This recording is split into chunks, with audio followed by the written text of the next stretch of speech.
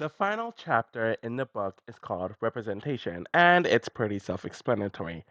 On this channel, I've discussed the representation on this show and reality TV ad nauseum, and I'm going to continue talking about it ad nauseum. So, this is something that's very close to my heart, though there's a lot more tidbits and subchapters after this in the book, so we're nowhere close to being finished. So, the quotes that we have for this chapter is from Kesar, who played on Big Brother 6, 7, and 22.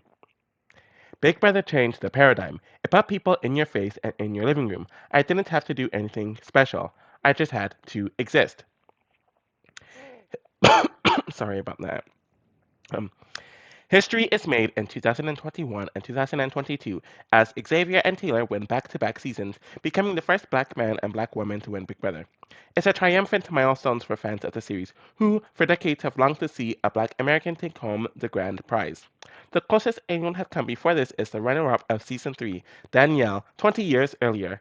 The way minority contestants are represented on Big Brother has evolved over the years in terms of proportionality and how insensitive behaviors is handled by the network and producers. I think that latter part is very debatable, but that's neither here nor there. Racial subject matter dates back to the beginning of the series. The first black contestants to compete, Big Brother 1's Will Mega and Cassandra, rest in peace to her, confront their experiences in different ways. Will Mega, bald and broad shouldered, is direct and invites confrontation. He says he applied for the show to allow people to understand the black man, black people, and our reality from another perspective. He gets into several heated arguments with his housemates, one in particular with Brittany, whom he accuses of having an ethnocentric worldview, which she tearfully disputes.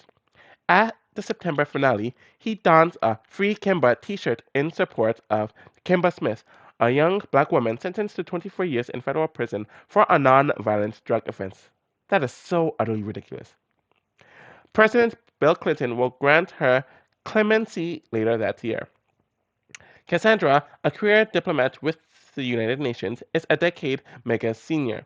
She is more reserved, reflected by the voluminous poop skirt she wears to ensure privacy from the non-public bathroom cameras. She takes a more subtle approach when addressing her experience as a black woman on Big Brother. In episode 43, Eddie, the eventual winner, tells her that he doesn't think racism is a big deal in America. Oh, wow! Thanks the Lord I didn't get that far into that show because that would have pissed me the fuck off. He really just has like no common sense. Anyways, she doesn't react in the moment, but later opens up in the diary room. As the only black in the house, I cannot push discussions about race, no matter how diplomatic I am, she says. I'm holding myself back. Cassandra is cautious of potential backlash outside the show, should she speak her views openly. And honestly, in a lot of ways, I feel like this hasn't really changed, because while certain discussions are had, they are very PC, and and in my opinion, I feel like a lot of the minority house guests in the modern era, and even some of the black house guests in the modern era, are cast because they are quote unquote politically correct, a la Cassandra. But the fact that she didn't speak up to Eddie, and not even in a confrontational way, but just share her experience, is something that I think kind of held back a lot of black people on the show where they just don't say anything. But I'm definitely going to pin mark that episode, watch it, and make and add further commentary. Season 1 is unique in its airing of racial discourse, and if it were up to Endemol's Paul Romer, there would have been even more of these discussions presented on the primetime broadcast. This is a recurring debate he has with CBS. Good, as he should. He feels the network is averse to airing anything that is even modestly controversial. Clearly, we all know how they handled that BS situation in Big Brother 24, so it's sad that very little has changed over 2 decades later. We had some beautiful conversations between Will and Cassandra, high quality conversations about race, he recounts. I had to take them all out. Romer says that these authentic interactions that fuel the show in Europe, so CBS's aversion is a major disappointment to him. Race seldom enters the frame in season 2, though sexual diversity emerges quickly as a hot topic. Though I did discuss how Monica's racial background affected her experience on that season. And you can tell by certain comments that she makes that she takes note of it too. Big Brother 2's Bunky is the first ever openly gay contestant. He is a sensitive, soft spoken man in his mid 30s. Bald headed with abundant body hair, he looks like a gay little league coach. Without knowing his sexuality, Kent, the Rican Republican, begins to wax homophobic directly to Bunky's face. It's deviant, it's perverse, it's a lifestyle that 90% of Americans don't want anywhere near their families or themselves, he claims. Initially, Bunky evades questions about his sexuality, leading the house guests to believe he is married to a woman. However, once they discover his secret, he's largely embraced, including by Kent, who Bunky develops a budding friendship. In one scene, Kent places a blanket atop Bunky, whom is sleeping on the bedroom floor. Good night, you old homo, Kent growls. Good night, you old grump, Bunky retorts. This friendship between a gay man whose choice phrase is fantabulous and a Reaganite who had derided homosexuality defies expectations. Bunky and Kent are BB2's odd couple, and they remain friends until Kent's death in 2017. Rest in peace to him. Whether viewers like it or not, this unlikely friendship will not develop today. Kent will not pass the candidate screening process. In 2001, however, producers sought opinionated people with divergent identities, lifestyles, and beliefs. We will look for the racist, we will look for the homophobe, says Christopher Catalano, a gay man himself, who cast over a dozen seasons of Big Brother. The experiment was to put them in a house together and hopefully educate the country and the world. Indeed, the program has illuminated many teachable moments over the years. Apparently, I saw something on Twitter where the author of the book got a letter from, I think it was CBS, where they said that it was slanderous for the book to have a comment where it states that they actively casted racists and homophobic people on their shows. Though anyone with common sense knew that this is true, because even if you look at a lot of the Survivor seasons, do they cast very similarly. And the whole point of these shows, especially initially, was to cast people of all walks of life. And they clearly wanted to cast people with different points of views, different perspectives, so they could see what happens. And I think CBS made this comment or sent the author of this book that letter because in a post Big Brother 15 world, they wanted to distance themselves completely from any of the controversy that they actively participated in. Though we all know that this has been the case. And even the real world, they cast like this. The challenge they cast like this. It is what it is. Big Brother 6 introduces Kaysar, a Muslim man from Baghdad.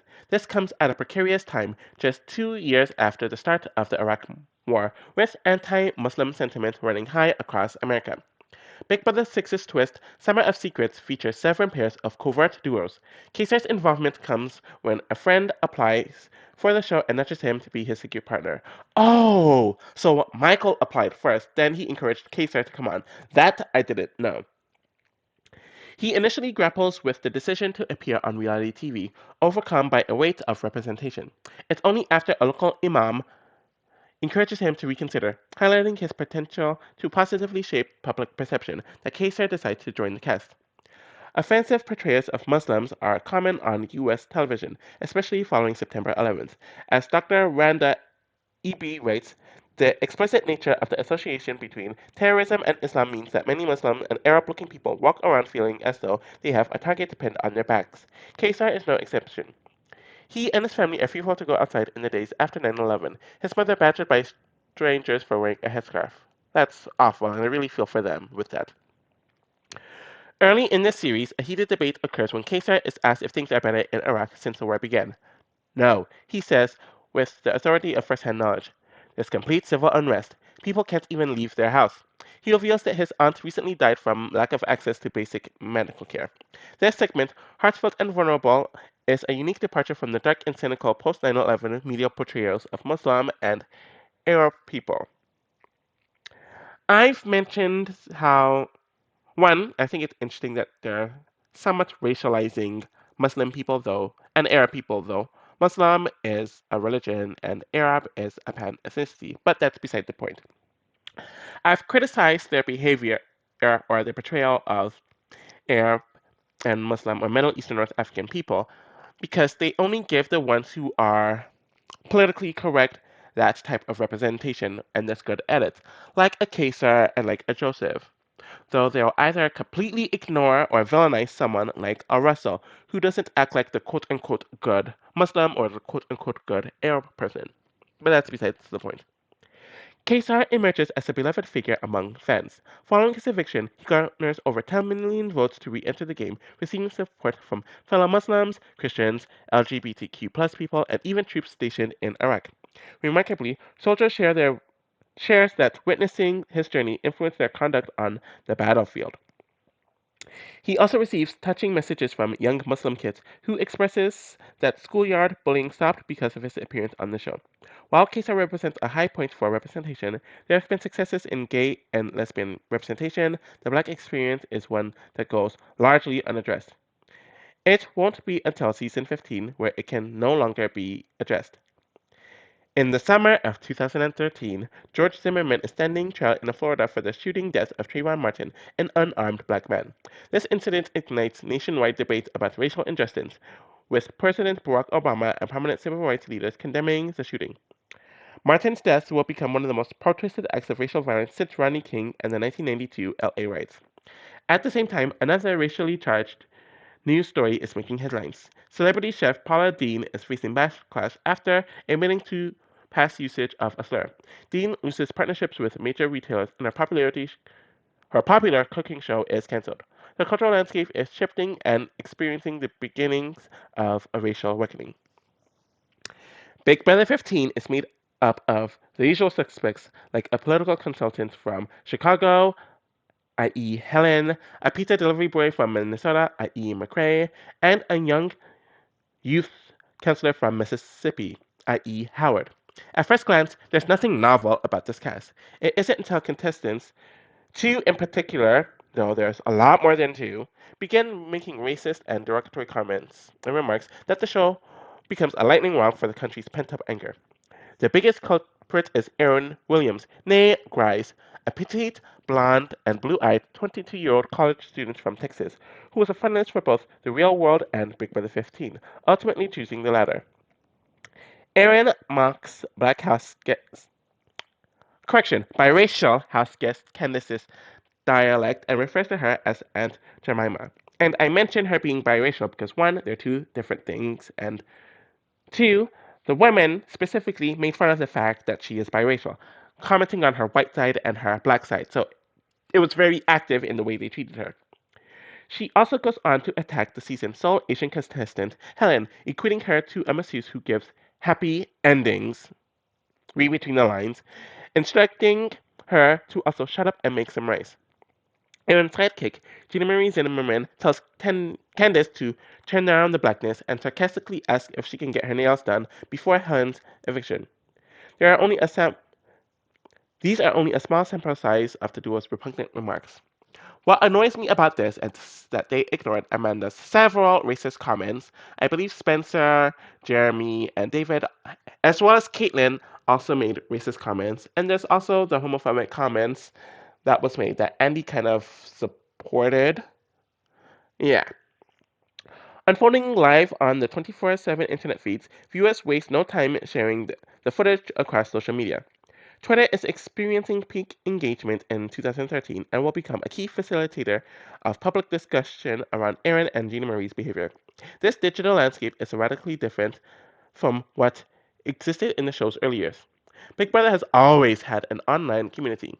In the beginning, fan sites full of blinking text, animated GIFs, bright and clashing colors were siloed on hosting platforms like MSN, Yahoo, Bombas, AOL, and HomeSend. By the time Aaron and Jean Marie appear on the program, the internet has become increasingly defined by a small number of social media platforms, notably Facebook and Twitter, with intricate algorithms working to squeeze the greatest amount of engagement from its users. Aaron and Gina Marie's racist ramblings, distilled into 30-second video clips, fulfilled this objective perfectly. No longer do you have to surf dozens of fan pages to locate inflammatory content uttered by Big Brother contestants. Facebook and Twitter will show you, often without even being asked. To be sure, Aaron and Gina Marie aren't the first to utter racist words on Big Brother. In 2005, Kesar is told by a disgruntled housemate to shove a Quran up his ass and is equated to Osama bin Laden. Okay, I believe this is Yvette who said these comments, so I'm not too sure. Additionally, Big Brother Forest G is called a effing Korean piece of shit and a fresh off the boat immigrant fresh off the boat motherfucking immigrant. Erica said these comments right after he nominated her. While some may attribute these comments to the era's lower standards of permissible speech, it could also be that there just wasn't an online mechanism to quell thousands of voices in seconds as there is today. The fallout for Big Brother 15 contestants is swift. Nearly 30,000 individuals signed an online petition calling for Aaron's removal from the series. The controversy becomes a topic on CBS's The Talk, a daily talk show hosted and moderated by Julie Chen, who says she is personally enraged by Aaron and Gina Marie's behavior, and you can definitely tell by Julie's exit interview with Aaron. Aaron is dropped by her talent agency, and Zimmerman is fired from a pageant coordinating job. Others on the show who contributed or sat idly while racist remarks were made will also have questions to answer outside of the game. Though Erin has since become a very popular social media influencer, so she's doing more than fine today. Big Brother 15 includes a disclaimer at the beginning of episode 2. At times, house guests may reveal prejudices and other beliefs that CBS does not condone. Views or opinions expressed by a house guest are those of individuals speaking and do not represent the views or opinions of CBS. Viewer discretion is advised. In March 2023, Erin sits down for an interview with Lara Trump, the former president's daughter-in-law. Erin cites her age and childhood upbringing for her behavior. She goes on at length about her struggle to recover from public backlash. At least one of Erin's castmates, however, is skeptical of her sincerity. She was smart enough to know what she was saying was wrong, says McRae. I can't give her the benefit of the doubt. McRae notes that he and everyone else was given ample warnings to their every word would be captured and presented to America. I will say that McRae was like arguably the only one who never made any inflammatory or racist comments in the season, and he would often tell people, including his own showmans, to stop with the comments. Big Brother 12's Reagan believes that controversy should have been handled differently by the producers, and I definitely agree with him. They missed an opportunity to depict racism as a cultural institution, he says, rather than just a character flaw when they single mindedly focus on two contestants' racist behavior. And that I absolutely agree with him on.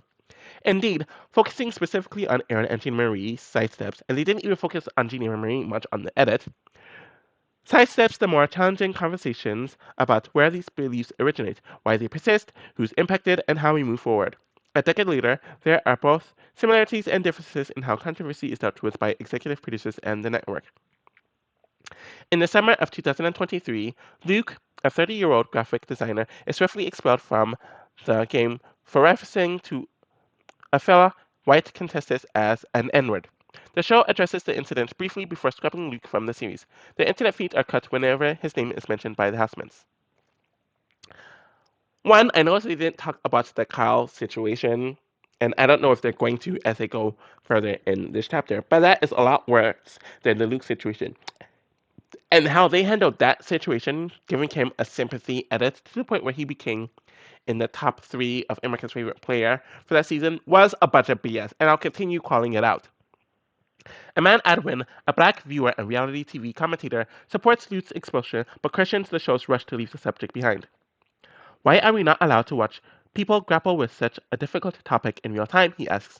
What is anybody learning? This sentiment is echoed by Big Brother 1 executive producer Douglas Ross. I don't think we should expect that people don't have unpopular or unhealthy views, he explains. The controversy should be thrown back at the people. Let them discuss it and suffer the consequences, not whitewash it by taking it out and pretending it doesn't exist. In today's polarized environment, it's no doubt challenging to navigate the complexities of topics like racism, sexism, homophobia, or transphobia, especially when the next advertising boycott could be right around the corner. Efforts to address racial issues are further complicated by unfounded accusations against contestants. In 2020, for instance, fans accused houseguest Memphis of donning a Confederate flag on his cap. His business are targeted on refueling platforms. However, it is later revealed to be the Florida state flag. Casting decisions have also been influenced by unfounded accusations. In 2020, Yvette is pulled from the All Stars 2 cast because of an online rumor that she used a racist slur on the series in 2005.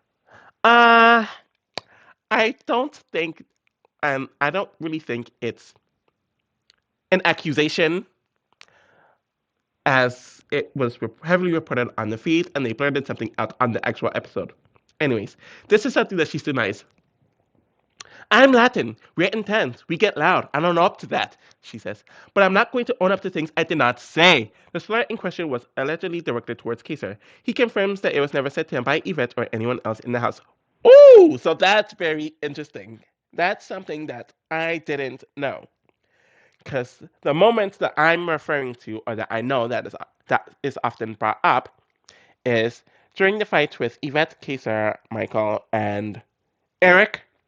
Allegedly, she said he was a send N-word to him, to his face, and that's why he stood up. But the fact that Kaysar says that this never happened, either he is trying to act like it didn't exist so he could just move on and to be politically correct, or this was just misinterpreted by the feedsters.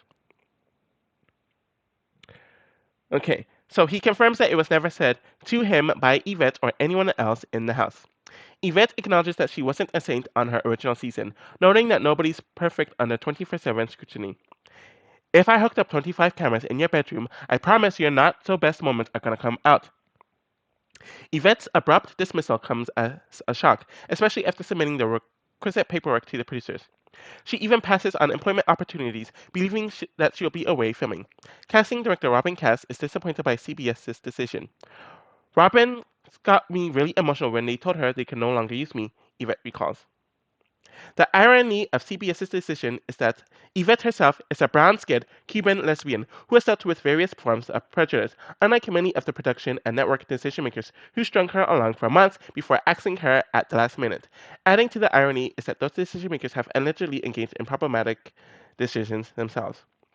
And it's very interesting because some of the people who are actually cast on Big Brother 22, like Christmas, legitimately hit someone's car and wanted to run someone over while she was pregnant, and then she got on the car. And there have been other problematic people who were cast on the show. In the fall of 2007, CBS is gearing up for its first ever winter edition of Big Brother. Also, they're going to do it right after Big Brother 8. Oh, no, no, sorry. This is referring to Big Brother 9. My bad. Greenlit in response to the ongoing Writers Guild of America strike. Christopher Catalano, a senior casting producer with Cass's company, begins scouting applicants around New York City. In a popular gay bar, he stumbles upon a confident and striking young trans woman. He pitches his find to higher ups, believing they too will be equally impressed. Instead, Catalano recalls his proposal met with a barrage of transphobic commentary. They tore her to pieces, he says. The woman rejected for Big Brother 9 is none other than Laverne Cox. Catalano finds a way to work with her, casting her later that year on VH1's I Want to Work for Diddy. Cox has since appeared in numerous films and TV series, most notably Netflix's Orange is the New Blacks. In 2014, she makes history as the first openly transgender person to grace the cover of Time magazine. In 2015, 7 years after Cox's audition, Big Brother cast its first openly trans contestant, whose entry into the series begins differently from everyone else. Audrey, a 25-year-old from Georgia, is flown to Los Angeles for a secret meeting. She is advised to immediately out herself as a transgender to her housemates. They said if I didn't come out, it would look bad, she recounts in a series of tweets in 2018. While CBS hasn't addressed this alleged meeting, Catalana confirms its veracity. I know this meeting happened because I was part of arranging it. I remember that when it was announced that she was cast, it was leaked on TMZ, I believe, that she was transgender. So they actively pushed this out there. And then it makes sense why she told the house guests immediately when they were sitting down, when they do that typical introduction with all the house guests. According to Catalano, the push for Middleton to come out stems from a 1995 episode of The Jenny Jones Show. In this episode, a straight man expecting to meet a secret admirer is surprised to discover that the admirer is his gay friend. Feeling emasculated, the man murders his friend after the broadcast, leading to a civil trial against the Jenny Jones producers. CBS is concerned that a similar incident could arise if Audrey's trans identity remains undisclosed. Following her appearance on the series, They vowed to never have another transgender contestant, says Catalano. As of 2023, 9 years later, they haven't. Okay, so I remember after the show, Audrey went on a series of tweets and talked about how she felt like she was exploited on the show. And it really wasn't a good experience, especially with her last week where she didn't attend the veto ceremony. She locked herself in the diary room for almost a day, and then she locked herself in the half nut room for like 3 days, and it really was just a production disaster. So I'm wondering if they think that due to the mental element that they experienced with Audrey specifically during that last week is why they have never had another transgender house guest. So Big Brother Canada, which had less seasons, had a lot more transgender house guests in a shorter period of time. And I also feel like with Audrey, this happened, I believe, the year after Bruce Jenner came out as Caitlyn Jenner. So they wanted to capitalize on the hot topics and the buzz of that, hence them casting Audrey. Brick Brother undergoes a dramatic shift in tone following the 2013 racism controversy. No longer are offensive or opinionated individuals sought out. They wanted it to feel more like summer fun, says Jerry D'Alessandro, who departs in season 19 at the co-executive producer rank. They wanted funnier pieces cut in to balance out all the drama. Going forward, the series focuses primarily on the formation of constantly shifting alliances. Competitions and diary room segments become increasingly theatrical and childlike. And we know this because this is how Big Brother 16 came to be. We have a lot of PC or quote unquote PC contestants, and I say PC in quotations because there's a lot of misogyny, a lot of misogynoir, and a lot of problematic commentary that is swept under the rug. But because they can package them in a PC family friendly way, it is propped up. And Big Brother 16 heavily focused on the huge alliances, and that has been replicated, and the season has been shown and sequestered for almost a decade afterwards, so they can replicate it. And that's why the modern era, which I call from Big Brother 16 to Big Brother 22, is like that, while not actually doing anything to increase diversity. Casting practices are also modified. The team starts conducting deep dives into applicants' social media history, plugging in their usernames with vocal search terms to detect any disqualifying behavior. It's interesting they do that, but there are still several contestants who are very problematic that end up on the cast. So I'm wondering how much this process is used in the vetting process. Robin Cass, the series' casting director for over 2 decades, knows how challenging it is to predict how anybody is going to behave once on the show. She equates it to meeting your in laws for the first time. We do our best to really get to know these people, she says, but they're always on their best behavior in front of us. Cass has been thrashed by fans who have accused her company, one of the first reality casting companies in America, of not exercising due diligence when vetting applicants. I know what it feels like when you wake up and there's 200 people in your Twitter feed tell you that you are a horrible person, she confides. It is taxing and sad because Big Brother is a show I've loved for over 20 years. Cass departs the franchise in 2020, and there remains much speculation about her absence. Some believe she was fired for casting controversial individuals like Aaron and Jeannie Marie, though I don't know why they would do that when that happened 7 years prior. Others surmise it was because of the disappointing All Stars 2 ensemble, unanimously rejected by viewers. Cass puts both of these theories to rest. I will never lose my job over either of those things. She remains coy about her departure, suggesting she left to pursue new opportunities. Things were moving really quickly in the streaming world, she insists. I thought it was passing me by and I wanted to grab onto it. Cass has gone on to cast The Mole and Squid Games for Netflix and recently The Goat for Amazon Prime. And it's interesting that she cast The Goat because that was the show Devon was on, and Devon really thrived in that. So maybe Devon's relationship with Robin Cass got her on that show. In the fall of 2020, CBS announces its commitment to ensuring that 50% of its reality casts are Black, Indigenous, or people of color, BIPOC, though I've criticized who are people of color, and how some white people are considered people of color, but that's besides the point. This news comes following Big Brother Canada's obligation. On August 5th, 2020, though it says 2000 here, Canadian host and executive producer Eric Sarkox tweets, Big Brother Canada is aiming for at least 50% BIPOC on our next cast. BB is a numbers game. If we want every player to have the same chance to succeed, we must evolve past the idea that minorities in the country must remain minorities in the House. Following CBS's commitment to increase diversity, Big Brother sees its first black winner, Xavier, part of the Cookout Alliance, made up of six black house guests. The following season sees the second black winner, Taylor, who is also the first black woman to win its series. It's a special moment for fans like 24-year-old Ayala Gideon. Taylor's speech brought tears to my eyes, says Gordon or what? There's definitely some errors in the book because the first time this person's name is said, it says Gideon, though the second time it says Gordon. It's also a special moment for host Julie Chen Moonves. It was like the triumphant moment for an underdog and a woman of color to win, she recalls. That's a pretty special to make that announcement. Though June, who is Korean, won Big Brother 4 in 2003, and you would think Julie would have been more embraced or more tied to that win, but because Julie's open criticisms of Julie Chen, you can see why there's some distance there. Adam Edwin began watching Big Brother in the summer of 2013 during the controversial Big Brother 15. A hell of a season to start off with, he says with a chuckle. He becomes hooked and develops a sizable online following for his witty banter and commentary. Edwin applauds CBS for its decision to diversify its reality cast. Not only do I have a black person I can root for, he explains, but I can look for a specific black person that represents my part of the diaspora the best. Edwin has witnessed a surge of black viewers engaging with the show since CBS's implementation of its 50% BIPOC policy. The new emphasis on diversity has also brought together a community of former black house guests. Since Xavier and Taylor's wins, there's been a regular Black Big Brother reunions, says Big Brother 6 Sisbo. It's a special bond being on the show and especially being a black person on the show. For some of the early black contestants, these measures come too little too late, but are nevertheless welcomed news. Big Brother 5 Marvin remembers being the only black person on his cast in 2004.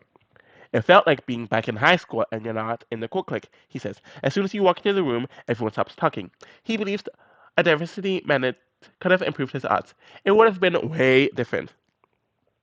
I did, and I do, always criticize the Four Horsemen for not including Marvin in their alliance, since he is someone who leaned more towards their direction, and it would have given them an extra number. But they were always very resistant of him, and they always heavily critiqued him. And Marvin still played very well and ended up making the top six, despite being the only black man on the season, and really being on his own. It's not only on screen talent who felt outcasted in the early years of the series. Rhoda Gilmore reflects on her experience as a Big Brother stage manager in 2005. A person of color actually came up and said, "Oh my gosh, I've never seen a black female stage manager out here in Los Angeles." Gilmore acknowledges these things have become more diverse behind the scenes as hiring mandates are put into action. We had to fight our way in, establish a good reputation, get known for our skill, and then be considered, she says. When other people were brought in because of who they knew, who they were related to. Gilmore is now a stage manager on CBS's The Talk and has worked on major U.S. programming. The original intent of Big Brother was to put a group of strangers with diverse identities, lifestyles, and beliefs in a fishbowl, forcing them to coexist with people they otherwise would have never interacted with. However, that vision has shifted. I remember when Trump was elected, the executive producers hated anybody Republican, says Catalana. This approach, which excludes half of the country, is a mistake, according to Paul Romer, who co-created the global format. Of course, you want to have some Trump lovers or Tea Party people, he explains. You want to have those people arguing with each other, sharing points of view. Gan Maynard, who oversaw CBS's reality department for many years, adds his voice to those who think the overall approach to exclude points of view is wrong. Maynard notes that some of the best on-screen moments have come from opposing personalities, like Richard and Rudy from Survivor Borneo and Big Brother 2's Bunky and Kent. Navigating the complexities of a polarized society within shows like Big Brother is undoubtedly challenging, and it appears the series is struggling to find its voice in this new environment. Its current strategy of casting an ideology similar group of contestants, focusing on uplifting storylines and avoiding difficult conversations, diverges from the original intent of the series. Only time will tell if it can strike a balance. So I feel like this is more of an issue with Survivor than Big Brother, since in Big Brother there are still people who have different political views, still politics in general isn't really heavily talked about, different racial points of views, and there's definitely been a few conversations about race and ethnicity on Big Brother. But on Survivor, it has been heavily criticized by the fan base that they cast pretty much the same people. All the cast are super fans. They are all middle to upper class. They are all mainly liberal leaning, and they all have the same perspectives. So while they are more diverse when it comes to their ethnicity and race, in mindset, they are very similar. And I've discussed in the past how I feel like a lot of the people of color that are cast in the diversity era or the postmodern era, so from Big Brother 23 to Big Brother 25 as I'm recording this, all of them are intentionally cast to be as PC as possible, and you can tell they're on their best behavior and they're trying their best to not state their personality or state their opinions so they can be quote unquote the best representation. And I believe Xavier outright admitted this recently.